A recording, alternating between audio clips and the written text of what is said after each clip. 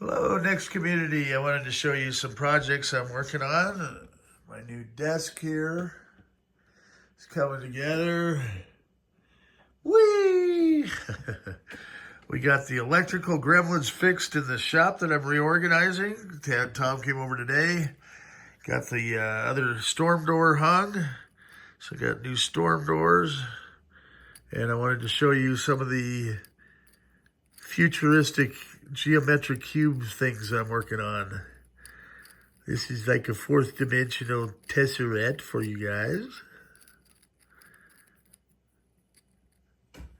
And then this one's pretty neat. Look at this guy. He's a cube. See if I can get him to turn back into a cube. There we go.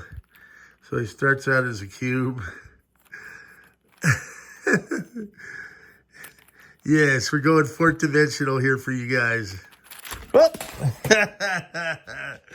All right, enough said. Enough clowning around. But, yep. So it's been a very long, productive day, and I'm going to sleep. One more time with this guy. Whee! Isn't that cool? The other one took off into hyperspace. All right, have a good night.